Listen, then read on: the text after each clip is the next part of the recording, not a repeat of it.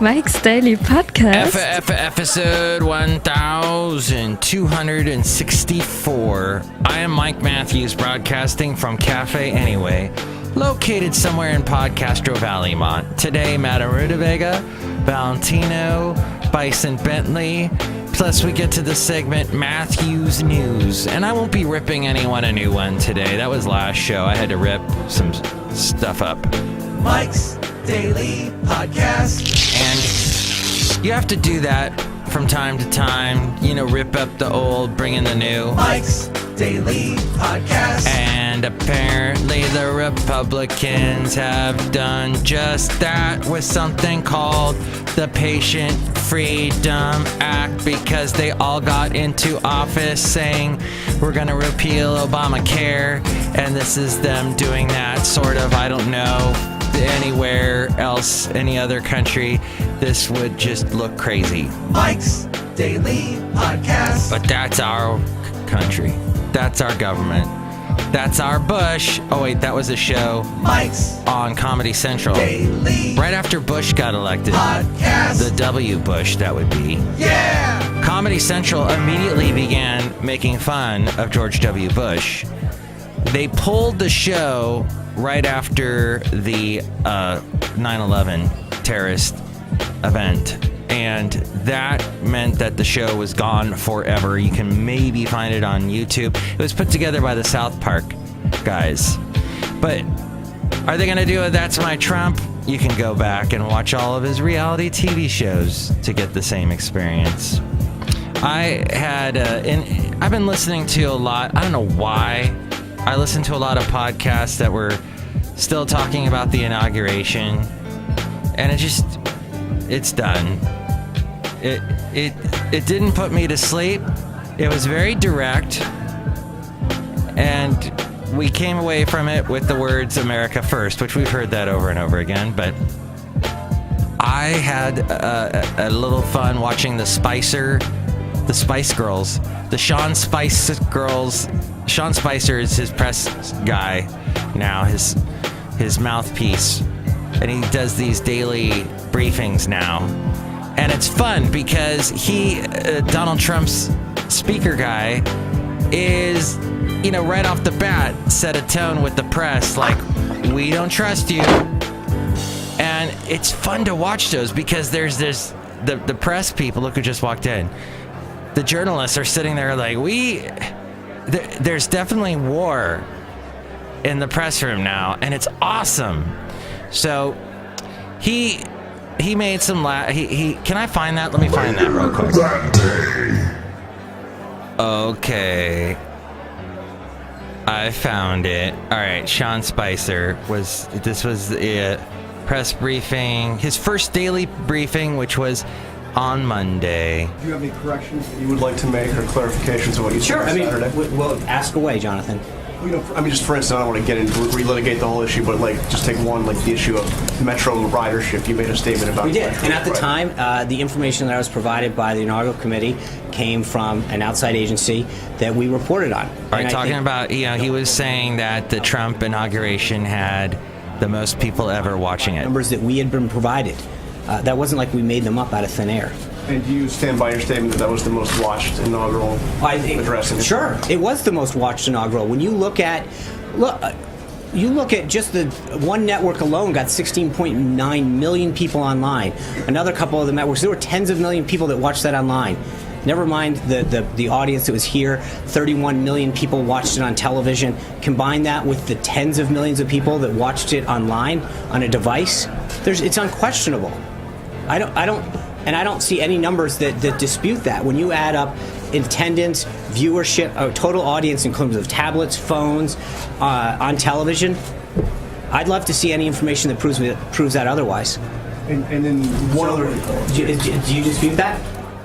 Well, I don't want to get into numbers. I do. Okay. Okay. I'm just saying, if you're asking me a question about my integrity, I have a right to say if you add up the network streaming numbers, Facebook, YouTube, all of the various live streamings that we have information on so far, I don't think there's any question. It was that it was the largest watched inauguration ever. More than Ronald Reagan's in 1981. I'm pretty sure that Reagan didn't have YouTube, Facebook, or the internet. Yeah, I think 41 million people watched his. You could do this job. 41 million watched his, okay? So let's just take the Nielsen ratings, which are 31 million, and add it to CNN, 16.9 million. That's a little higher. He so reminds me of just saying, this guy I worked with named Mike Morales. Just two entities together. There's something likable about Sean Spicer. On Saturday, any second thoughts on that? I think we're going to, Jonathan, look, I want this to, I came out to read a statement, and I did it. We're here today. I'm going to stay here as long as you want. So I want to make sure that Got a little laugh. I think you guys might want to leave before I do. But look. Yeah, okay, yeah, because he was talking about the situation that when he came in on Saturday, he read this statement like, the media is lying, you're all a bunch of liars, basically. But by that logic of, if you take into, I'm pretty sure Ronald Reagan didn't have YouTube or tablets or iPhones, then my podcast is the most listened to podcast ever, because there's that access there. There's a possibility of people listening to this podcast all over the world on any sort of device. Because I'm on like a gazillion different things. YouTube, SoundCloud, Stitcher, Podomatic, iTunes, Google Play, etc. Find all those places at mikesdailypodcast.com.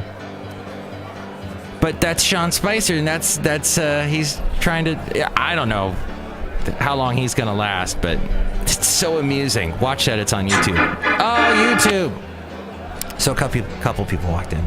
Hello, Michael Bass, it's Madame Rootabega, and I remember Ronald Reagan. He had nice hair. Yeah. I think you have to have nice hair to be president. Oh, wait, Donald Trump's president. Well, he's got something's on his head. But we won't go. That's a really horse that's been beat to death. And it... Oh, sorry, Nelly. Hey, Nelly's here. That must mean Benita's here. Hi, Mike. How y'all doing? Hi, Madame Rootabega. Hello, Benita. Your hat is so beautiful. Thanks. I like y'all's bracelets. Thank you. Did you both go to the Women's March on Saturday? Michael Master, we was there. Yeah, we went together, didn't we? Yeah. You guys didn't go together, did you? No, we're just kind of making this up off top of our heads, y'all. Yes, Michael Matthew. Okay. I wish I would have gone. I had to work. But yeah, it made a statement. It really made a statement. And the video, I watched some video off of Instagram. People were putting it in their stories, and it just looked like a great day. So let's talk about something else. Talk about the weather, bye-bye. Oh, look who else is here now. Hello there, Mike. This is Valentino, the parking attendant. And this is Bison Bentley. Do you know that? Mike, I would like to take Sean Spicer's job. Oh, really? Yeah, Mike. And we want to start a turd party. Do you know that? Oh, yes, your turd party. So, you know, I was thinking the other day about how I spent Friday night watching Toto. No, not the little dog from It's a Wonderful Life. No, wait, Wizard of Oz. That's right. Toto was a band in the 70s and 80s. And here's today's podcast picture. The podcast picture walked in. It's of me holding an old phone. It's one of those old sort of flip phones. I found one of those recently. My part-time job uses them. So I was like, oh, this will make me look funny if I put it up against my head. Those were the phones that gave you head cancer, didn't they? The phones today don't do that. Toto was a great band that had that song, Africa, gonna take a lot to take me away from you. And Rosanna. That was their big album, 4. They got more jazzy, though, on this one album called Fahrenheit, and they had a different lead singer by the name of Joseph Williams, who is the son of John Williams, the composer of Star Wars and all these gazillion other big movies, E.T., etc. I had this thing where there's some music that Toto does that when I have nothing else to do and it's a Friday night and I'm not going to go out because it's pouring down rain and I don't have any friends, I watch Toto, and there's all this footage of them in concert. As most rock bands nowadays, people film them with their smartphones. And so they are the most watched rock bands ever because they have all these people can watch them on YouTube. I'm pretty sure the Beatles didn't have YouTube back then. And I'm pretty sure the Beatles don't have YouTube now because if you try and post a Beatles song on YouTube, they sue you. Or I don't know, they just take your video down. But that's why you can't find any Beatles songs on YouTube. But I was thinking about memories and Toto, and I did see Toto twice in concert. Once back in the early 90s. And they had a different sound. They had this this singer. He had this amazing voice that was from Africa. And I guess he had a big following in Africa. And he was the lead singer guy for Toto and would sing all the high vocal stuff. But then that only lasted for a short while, and I don't know why. Then they went back to Joseph Williams. They went back to Bobby Kimball. Bobby Kimball sang on Rosanna. He's the one that sings Hold the Line. Love isn't always on time. And I saw them in that concert, and then I saw a concert where Bobby Kimball was there and Joseph Williams. This was in Agoura Hills in 2007, where I tried to get my wife to go, and she's like, no, I don't know who Toto is. And a lot of people say that. I don't know who Toto is. In fact, that's a t-shirt I'm wearing right now. It says, I don't know who Toto is. But I'm going to rip it off right now. Michael Masu, look at your abs. Ooh. Thanks. You know, I try to do push-ups, but I don't like them. I can do one. I do one. If you do a push-up a day, at the end of the year, you've done 365 of them. So I was thinking about how in marriages, how they break up because we focus on the negative, on the stuff that makes us angry. And if we only thought about the good times, if we only kept the good memories in our minds, the marriages would last our entire lifetimes. But I think, well, I know that's oversimplifying it, but I know in my marriage that broke up, it towards the end was just focusing on everything that was wrong, and we were both guilty of that. It takes two to tango, and it just, I think a lot of things in our lives, even though what's painful, we choose to forget, as Barbra Streisand once sang, and the really painful things our bodies, our minds try to block out. But some of just the negative things we focus on, and we should remember the good things. Is all I'm saying. This was my deep subject. Do you agree, Madame Rootabega? I don't know what you're talking about. Ooh. You have nice bracelets. Thank you. Mike'sDailyPodcast.com is where you can leave your compliments or your insults, or if you want to focus on the negative or the positive or whatever you want to focus on. Go there to Mike'sDailyPodcast.com. So tired. Click on that thing for any of the social media. You can comment. We read your comments on the section, emails from email, and your comment, not so comments. There's also a phone number now, 336-MM-DAILY. You can call me on here at Café Anyway. There's a way to help out the show through the Amazon link. Click on that and buy whatever it is you're going to buy, and that helps us out. There's also a link to the PayPal, and you'll get a special greeting from all the Café Anyway characters if you do that. Finally, there's all the interviews and the podcast pictures and everything else. Valentino. Yeah, Mike. Did you bring a pillow anywhere so I can put my head on the pillow the rest of this podcast? Actually, I did. Can I borrow your pillow? Yeah, that's a little bit strange there, but here you go. There. Thanks. Mike, you're welcome. Third party. Do you know that? Well, Here's the segment called Matthew's News. Matthew's News. Ginormous. Oh boy.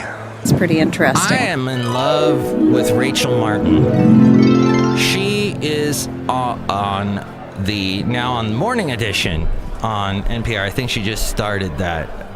She was on the weekend, and I made a comment a couple podcasts back about how I do not like her delivery and her pick of stories. Something about her, I don't know. She was replaced on Sundays. That's the only time I really listen to NPR in the morning. She was replaced with Lulu Garcia Navarro. Lulu Garcia Navarro. She is great. But until she replaced Rachel Martin on Sundays, I was like, wait, Trump, here, instead of getting rid of the Pacific Agreement thingy, just defund NPR, and you'll have all the money you need. Because wow. But Lulu Garcia Navarro is awesome. If you want to get a job at NPR, you need to have an odd name. Let's see, there's Audie Cornish. Let's see, there's Lakshmi Singh.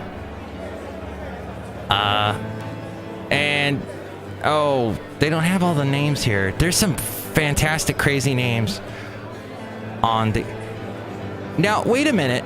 She used to be Lourdes Garcia Navarro. Now she's Lulu Garcia Navarro. Or are they two different people? I'm confused.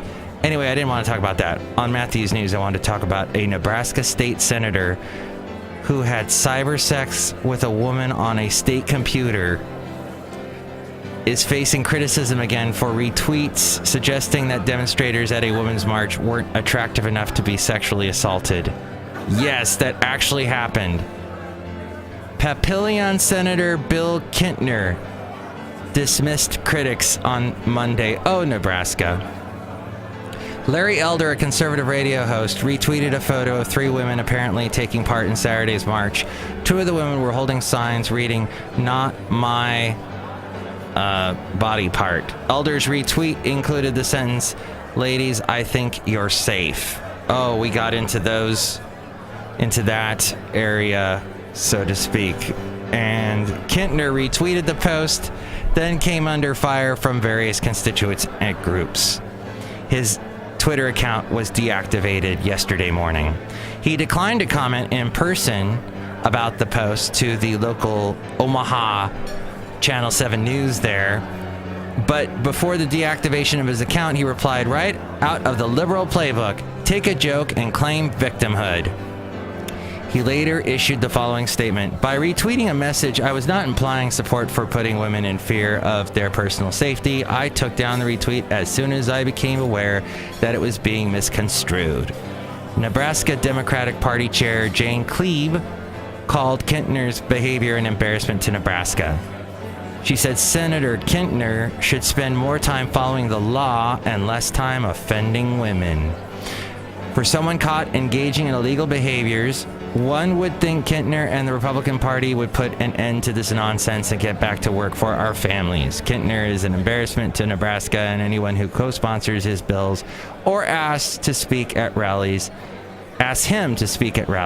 is condoning his illegal behavior and his offensive remarks about women. As we go outside of Café Anyway, we're bringing Mike's Daily Podcast somewhere in Podcaster Valley. Oh, hey. Mike's Daily Podcast has one new view on Facebook. You can find it on Facebook at facebook.com/Mike's Daily Podcast. Enjoy the rest of your Tuesday. Now, is there going to be a thing called Refuse Trump Tuesdays or Trump Tuesdays? I don't know if that's going to be a new thing where people meet in the streets for that, but we'll see. But get your bullhorn out and say to the world, I'm thinking positive, I'm thinking good memories, I'm thinking spicy memories. I'm thinking about the spiciness of life. And oh, doesn't it make it worth living? And here's your pillow back. Thanks, Mike. Mike's Daily Podcast is written and produced and performed by Mike Matthews. His podcast is super easy to find.